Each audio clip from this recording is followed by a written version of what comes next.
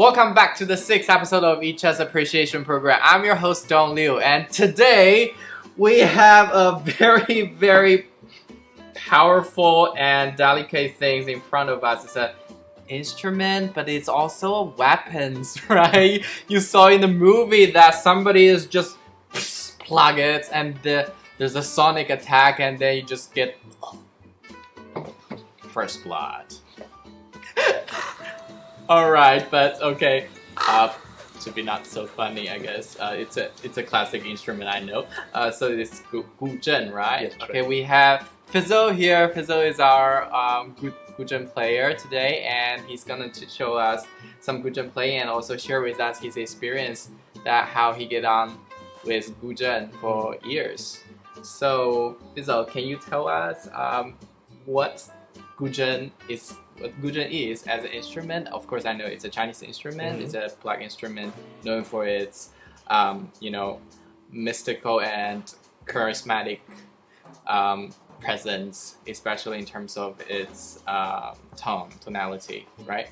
And so, but what's more about it? Can you share with us? I think a few of the points that modern people have the misconception of Gu Zheng is that I can only play traditional Chinese music, and then another thing is that only played by pretty ladies. Men are not supposed to play this instrument, Right. Thanks to the drummers. So these are the two main misconceptions on Gu Zheng actually. Right, I just saw that as well. Like on TV, like most Gu Zheng players are female, and there were some sort of like a veil and a very traditional costume. That's not even looks like Chinese, isn't it? Well, some Chinese Hanfu has. Like I saw some of them. There was one I remember. There was one YouTuber who's she's Chinese and she plays on the street of in France, and to represent the I guess Oriental culture, and she played Gu Zheng with Hanfu, and she looks pretty. Because for Gu Zheng has went through thousands of years of evolution. Right. So initially there's a number of strings, like can be few strings to more than 25 strings also. Yeah, and mostly played only by men, because the only men were the royal musicians. Oh wow. Yeah, there's no female musicians there. Wow, that's very interesting. So Yes. that evolves to be today. There's more Yes. maybe female players in the field. Yes. Okay, so how did you get embarked on learning Gu Zheng? I watched a performance back in 1996 or 1997. It was Singapore Art Festival, and where the Gu Zheng was being played solo.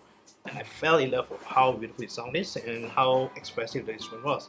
So from there I was like, I must try to find out where I can buy an instrument and where I can learn. Yeah. Wow, so you are basically being enchanted by the performance of that, and then you decide to, okay, I want to have a player of that. Yes, that's right. Wow, that's it. Can you just do some like small demonstrations of like a small piece of music through this instrument? Like I would like to see how you play and see how this. Sure. How many seconds? Let's just say 20 seconds. Like let's have a glance of it. I think we'll have you to play for us later for sure. Okay, sure.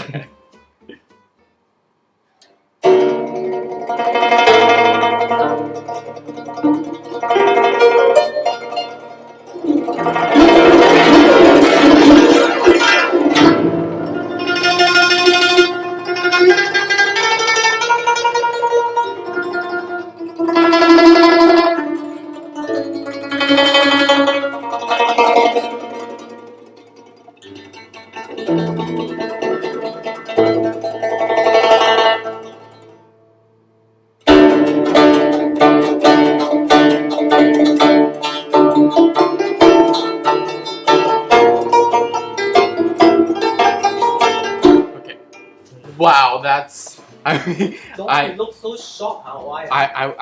I was holding my breath. Like it was so. I feel the energy, like it's just the quivering of the string and also the sonic effects which was brought out. I shall really rewind your expressions as now. So Yes, I was. I was totally shocked. I was in awe. I was in awe of this whole presence of I didn't expect that has that much power. Like it projects through the the music, and I I was literally I was in awe of it.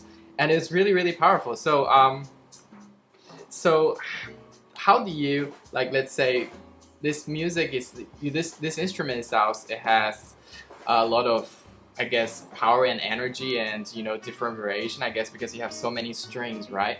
So how do you musically how do you use it musically, like to interpret songs? For example, does this piece of instrument fit in pop music? Okay, the thing is that traditionally the China for Gu Zheng, right, there were only 5 tunings, 5 keys. So basically like do, re, mi, so, la. Right. So they have no fa, there's no ti. So technically it's quite challenging for you to play music from different cultures or from different era.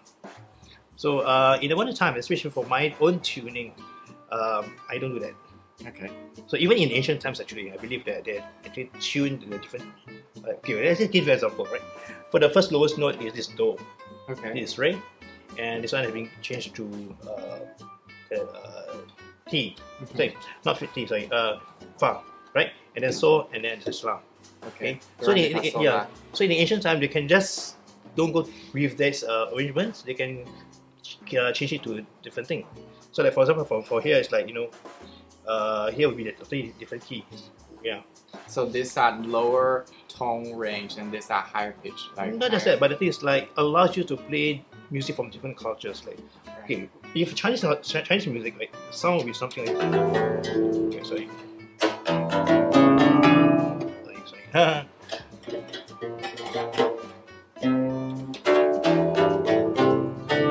This is Chinese tuning. But what I have done is actually more to middle distance. Right, so the different range actually Yes. sort of determine the genre. Yes. Right, the use of it. I noticed this. I mean, this is kind of similar to the Western harp, right? Similar but not. No. Okay, not exactly.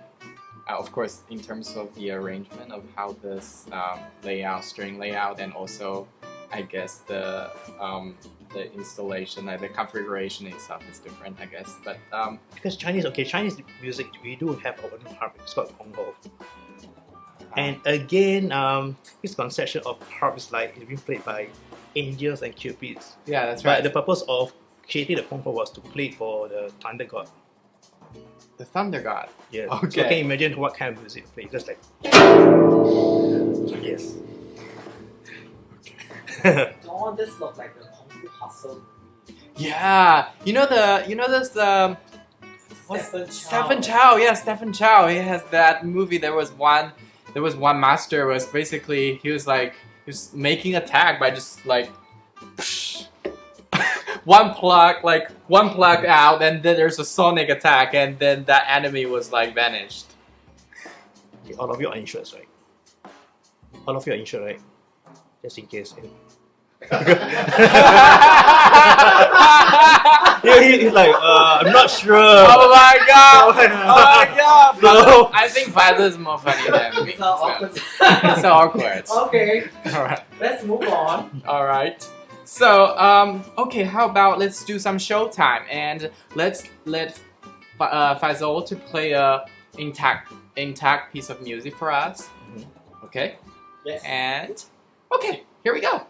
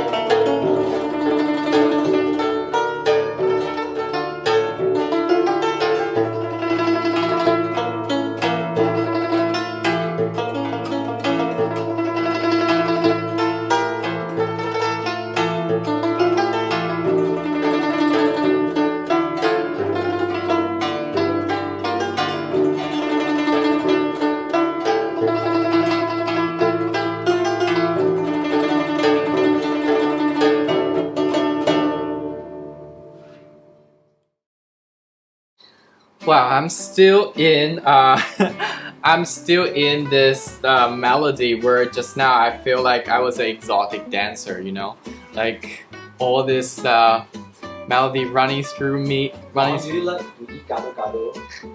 No, but I'm just saying. I'm just really. It sounds a bit gado like you are thinking about food. No, I'm just enchanted by the music, and it was really, really beautiful. Honestly, it's really beautiful, and It sounds delicious. more than scrumptious. It's beautiful. Okay, that's it for today, and make sure to subscribe to our social media, and we will have our social media link down below. And also, if you want to know about Faizal and his music, I think Faizal, you have a Facebook account, right? So we'll feature your Facebook account on our social media as well. So the link will be down below. And if you like us, make sure to follow us. And if you want to speak to us or would like to reach out to us in any regards, really, to